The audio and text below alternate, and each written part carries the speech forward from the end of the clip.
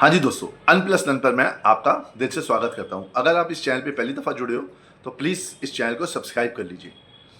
तो आज Indian market stock market के लिए हमारे स्टॉक मार्केट के लिए काफ़ी एक बैड न्यूज़ है। बैड न्यूज़ का कारण मैं बता देता हूँ क्या है ये बात कर रहा हूँ मैं आज एआई की। आज हमने देखा है ताइवान का इंडेक्स, जिसको TAIEX कहते हैं, वो 1.68% ऊपर था और लाइफ टाइम हाई पे है 44,256 के आसपास। अब आप सोच रहे हो कि हम इस ताइवान इंडेक्स के बारे में क्यों बात कर रहे हैं। लास्ट 5 साल से देखो आप, ये तकरीबन 162% के 163% के आसपास ऊपर है। एक साल की इससे देखोगे तो 107% ऊपर है और इसकी ट्रेजेक्टरी देखो बिल्कुल ऊपर ही ऊपर है। Taiwan overtakes India as world's 5th largest stock market. इसका मतलब ये है कि स्टॉक मार्केट के हिसाब से अगर हम देखें तो इंडिया ताइवान से पीछे हो चुकी है। इन्होंने हमसे 5th लार्जेस्ट स्टॉक मार्केट हो गई है, जो हमारी पोजीशन थी, हमें पीछे हटा दी। अब देखो मैं आपको रैंकिंग बता रहा हूँ ट्रिलियन डॉलर के हिसाब से।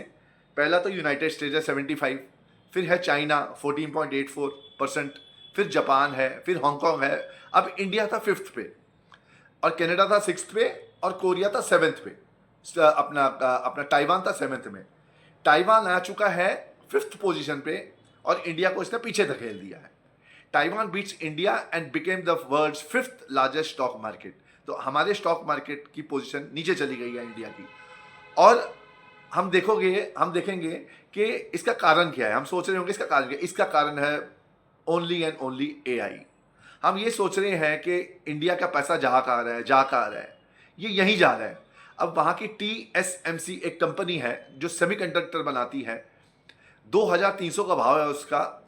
पिछले साल 139% के आसपास इसकी इंक्रीमेंट हुई है। 5 साल में देखो 290% के आसपास ऊपर गई है ये। और इसका एस्टिमेटेड वैल्यू सिर्फ सेमीकंडक्टर की एक company, Taiwan semiconductor manufacturing company TSMC की वेटेज, जैसे हमारे मार्केट में वेटेज होती है ना अलग अलग, जैसे रिलायंस की वेटेज है, HDFC की वेटेज है, इन्फोसिस, TCS, IT की वेटेज है, वैसे ही IT की जैसे वेटेज होती है और अलग अलग होती है वेटेजेस अलग अलग कंपनियों की, बड़ी बड़ी कंपनियों की। तो इनकी सिर्फ एक कंपनी ताइवान सेमीकंडक्टर मैन्युफैक्चरिंग, इसी का ही वेट सिर्फ 42% है। मतलब 100% में से 40% इसी का ही वेट है बस। और बाकी देखो जो कंपनियां 3%, 4%, 5%।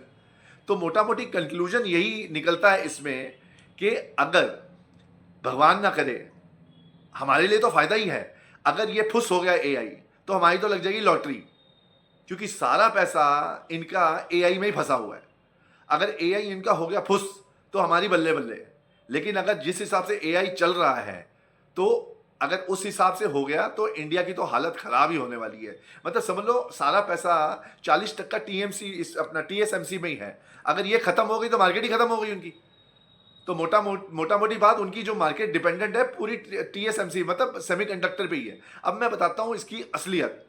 जैसे कंपनी एनवीडिया हो गई, एप्पल हो गई, ये करती है डिजाइन।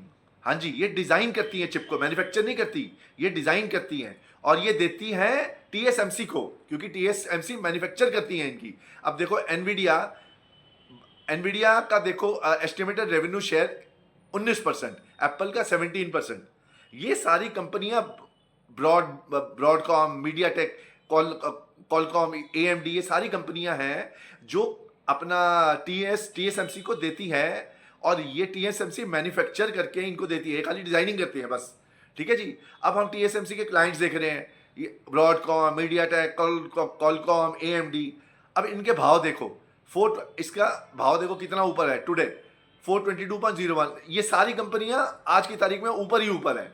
सब मीडियाटेक देख लो, कॉलकॉम देख लो, ये सारी कंपनियां एआई की चिप जो बनाती हैं TSMC उसको देती है डिजाइन करके और वो इनको मैन्युफैक्चर, ये सारी उसकी कंपनी है TSMC की, जो क्लाइंट्स हैं इसके। तो हमारा तो कंक्लूजन क्या निकलता है, बॉटम लाइन क्या है हमारा, कि अगर यही स्थिति रही, अगर ऐसे ही रहा और ऐसे ही हमारा सारा पैसा, देश का एफआईआई जो भी पैसा है सारा इन छोटी कंपनियों में इन छोटे छोटे देशों में जाता रहा, जैसे ताइवान हो गया। अब अगला नंबर भाई साहब जो बहुत खतरे की घंटी है वो कोरिया। सीधी सी बात बताऊं, कोरिया, ताइवान तो इंडिया को ओवरटेक कर चुका है, पीछे था इंडिया से, 5वीं पोजीशन हो गई ताइवान की, इंडिया 6ठी हो गई है, अब कोरिया है 7वीं। और देखो कोरिया बहुत जबरदस्त चल रही है, 8228 पॉइंट के आज भी 2.5% ऊपर है। कोरिया की मार्केट भी रॉकेट हो रही है, क्यों? उसमें भी 2 कंपनियां हैं जिसमें मोटा मोटी भागीदार है। आप सैमसंग देखो 32% की होल्डिंग है पूरी मार्केट का, एसके हिंक्स INC है 22%, मतलब मोटा मोटी 30 50 54% पूरी कोरिया की मार्केट, 54% यही है सैमसंग। और ये अगर ये दोनों का AI घुस हो गया तो ये इनकी कंपनी तबाह है, खत्म है। लेकिन आज की तारीख में हम तबाह है, क्योंकि हमारी कंपनी एक चवन्नी भी AI में लगानी नहीं है और हमारी ज़्यादा पैसा बाहर जा रहा है, बाहर जा रहा है और सिर्फ बाहर जा रहा है। तो अभी आप सैमसंग का देखो रेट देखो 3 लाख अपना 7,000, ठीक है जी। अब उसका भी देखो SK हैंक्स का भी रेट देखो अपना टुडे अभी 9%। तो मतलब हम मोटा मोटी कंक्लूजन यही निकाल के बैठे हैं कि सर हम AI में तो हम बिल्कुल जीरो हो चुके हैं, और कहीं ये ना हो कि भाई कोरिया भी हमसे हमारा हक छीन ले, हमारी पोजीशन चाहिए। 5वां पोजीशन पे अब आ गई है ताइवान, इंडिया 6ठी पे आ गई है अब, जैसे मैंने आपको पीछे बताया। अब 7वें पे कोरिया है, अगर कोरिया भी आ गई तो मतलब इंडिया हो गई 7वीं पोजीशन पे, और ये कारण सारा है, सिर्फ कारण है AI। तो अब क्या होगा इंडिया का, मुझे तो समझ नहीं आ रहा। इंडिया ऊपर जाएगी या इंडिया नीचे आएगी? अब ये AI बबल फुस हुआ तो इंडिया की लॉटरी है, अगर नहीं फुस हो तो इंडिया की तो जान लेके ही जाएगी ये। मतलब इंडिया को कुछ ना कुछ करना ही पड़ेगा फिर, अब वो समय बताएगा। बस मैंने आपको ये इन्फॉर्मेशन देनी थी। तो आई होप आपको अगर इन्फॉर्मेशन पसंद आए, आपको भी कुछ सीखने को मिला होगा इसमें से जो मैंने इन्फॉर्मेशन दी है। अगर आप सीखोगे, आपने कुछ सीखा, तो प्लीज़ मेरे वीडियो को लाइक और सब्सक्राइब कीजिए, शेयर भी कीजिए। और आई होप आपको ये वीडियो अच्छा लगा होगा, ये इन्फॉर्मेशन अच्छी लगी। धन्यवाद, thank you so much, thank you.